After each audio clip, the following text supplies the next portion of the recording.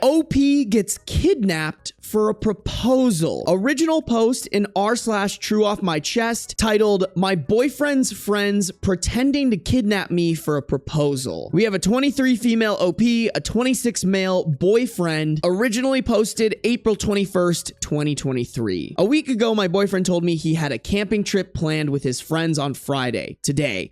He said he would have no service and he'll see me on Sunday. He messaged me at 5 a.m. this morning and told me they are hitting the road.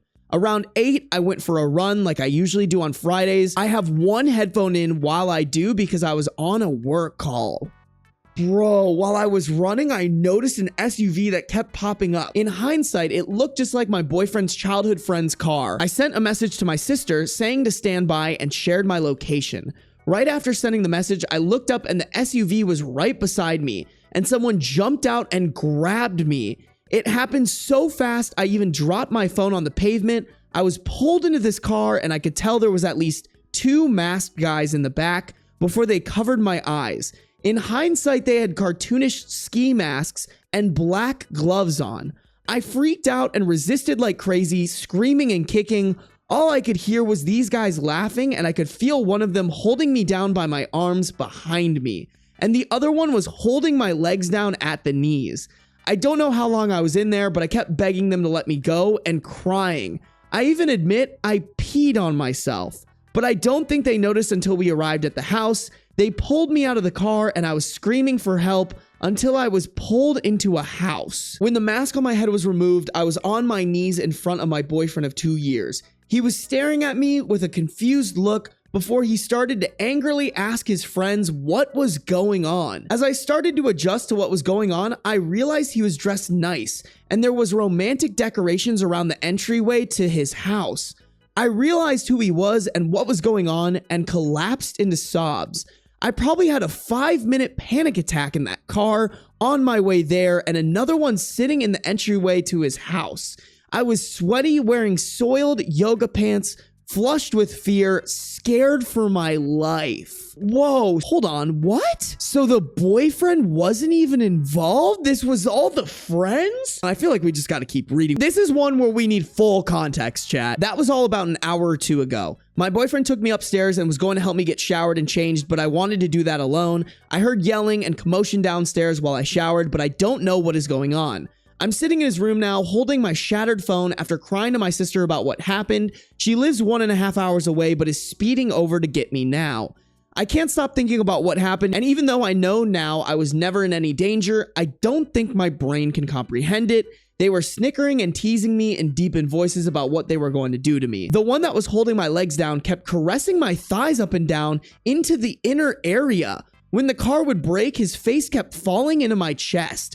I don't even know who that was. I just know one of them sounded unsure and kept trying to defuse the situation, but I think it was the driver. Listen, we'll read these edits here for more context, but really quick, chat, I'm pro going to the police, bro. That's not a prank. What the actual hell is that? Edit 1. My sister arrived. She wants to take me to the police station now. I haven't spoken to my boyfriend yet, but I think there's more to this story than he knew about. I'll have to log off for a while. Thank you for the support in the comments.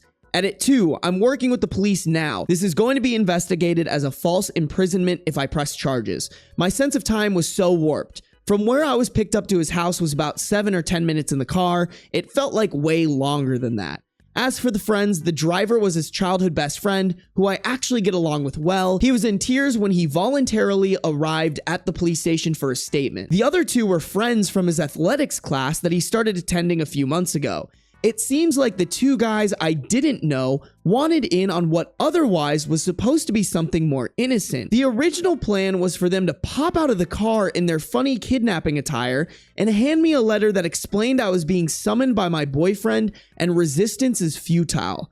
Seems like the plan changed as the 2 new friends wanted to shake me up a bit more and make it feel more real. I mean, even this is a dumb way to propose to someone. Also weird to just be completely okay getting 2 random strangers involved in your proposal. Like, I'm kind of trying to gauge here how much we're gonna blame the boyfriend, because I don't think he's completely innocent. I'm not entirely okay with pinning him for being completely at fault, but also this was very easily avoidable on his part. What does that say about what kind of husband he he's gonna be. Edit 3, I've had time to calm down and long talks with my sister. We are going to meet up with my, in parentheses, ex, question mark, boyfriend for dinner tonight. He has been respectful of my request for space, but has been emotional whenever he thinks about what I went through this morning. His best friend contacted me repeatedly, apologizing for allowing it to get that far, but I asked for him to stop, and he did. The best friend's fiance reached out and has been supportive and apologetic too. I'm astounded at the support I've received here and wish I could thank each of you individually. I've never had anyone other than my sister and boyfriend care for my mental well-being like this. Reddit is a very kind place sometimes. I want to talk to chat. What are we thinking? 60% the boyfriend's fault at the moment. Yeah, I mean, I think I have to agree with that, Adam. Majority boyfriend's fault. If you would have come up with a better way to propose to your girlfriend, this would not have happened. I think that best friend is absolutely to blame too. The second they changed the plan to something like that and seeing it go downhill and not even stopping it mid-kidnapping is just insane. I blame him completely because faking anyway kidnapping, even just to jump out, is scary, especially as a woman. That's a very good point too, Tabby. Flawed from the beginning. Following a girl while she's running in a car, no matter what the intention is objectively irresponsible, objectively traumatizing. Edit 4, back after a few weeks. I'm okay and I can't share much due to the lawyer's advice. Check my latest. Oh, so there's 2 updates here. Okay. These are relevant comments down here on people discussing whether the boyfriend was involved. OP,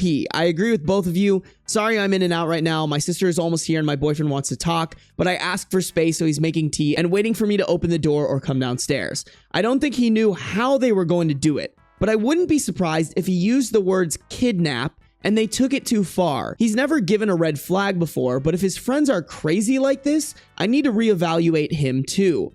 I'm not sure and I don't want to immediately talk to him. I think I'm feeling traumatized or something because I just can't physically talk to anyone except my sister. On if OP's boyfriend is from a culture where something like this is more common, OP, no, he's ethnically from the Middle East and I am from Eastern Europe. Very similar backgrounds actually. We both were born and raised in America. We are both culturally and socially very Western/American. A commenter asks if OOP could potentially stay with her sister and get some space from the boyfriend. OP, I don't live with my boyfriend, so either I will stay with my sister a city away or she will stay with me tonight. A lot of comments are people showing support to OP and validating that this is trauma. A few questioning how involved the boyfriend is in all of this. First update, May 8th, 2023. I have a lot I wish I could tell you all, but unfortunately, due to legal consultation, it's best I keep a lot of it private. In short, I'm healing. My now fiance had a private proposal with me last week. We had many tough conversations and his responses to everything reminded me how safe and loved I am by him. He didn't ask for or endorse that type of plan. I've learned that the 2 friends whom I didn't know were highly influenced by YouTube pranksters and social experiment channels.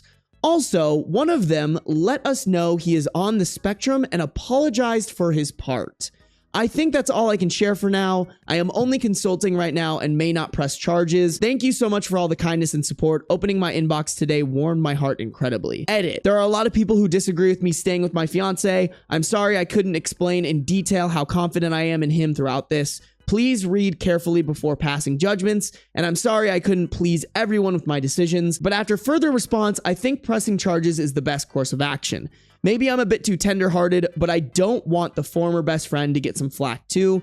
But it seems like he has to. I've said this before, I'm sorry if I offend you. YouTube prank videos, I think, are some of the most, you have to be brain dead to enjoy this content type beat. Don't get me wrong, chat, there are a couple people who do pranks well, and they do more wholesome pranks, but some of those like really aggressive prank channels, brain dead audience, you should not be watching that. I'm guessing you guys want me to give my opinion on her taking her fiance back. We got some context, but I think as long as he took accountability for, like, at the end of the day, this could have been prevented by me. I fucked up. I'm sorry. And it's the truth. I might be okay with it. Although I will say, chat, when did this update come out? Okay, so this update is a little over 2 weeks later. I think maybe taking him back, I could support, but I think being so gung-ho about getting engaged to him 2 to 3 weeks after this traumatizing event, I think that's irresponsible. Like, I feel feel like we just got a brand new red flag into the boyfriend's life, and OP should be exploring that red flag before she commits to marriage with him. I think personally, I might not fully blame him, but I can't be with him. My trust is gone. I mean, if anything, it's more of the like judgment is gone. If you can't make solid judgment about how you should propose to your future wife, how are you going to make solid judgment when we have kids and have safety issues? That's where my brain goes, chat. New update, December 30th, 2024, year and a half after this happened-ish. I wanted to give a final update as I close out this year. 2024 was crazy for me. I spent the entire year working on myself in therapy. I developed an obvious trauma response to being in public, especially when men could be sneaking up behind me or quickly exiting cars near me. But I also developed a fear that made life tough. I became very afraid of my fiance's friends. I love and trust my friends and family with all of my being, but I found out I couldn't trust anyone who he brought into our life because of a feeling of a loss of control. Sorry, this is a bit incoherent. I'm not really sure of how I feel myself. But the point is, if I haven't vetted and learned to trust people, I struggle allowing them into my life. I decided to end things with my ex-fiance. It was tough and it took months to do, but I feel better for it. He is a great man, but there were behaviors from him and his friends before, during, and after the incident that gave me pause. The doubt and mental anguish was too much, and I just had to run away from it all. Shockingly to me, but not my therapist, I feel immensely better now. It's almost like a switch went off, and being away from him has expedited my healing so much.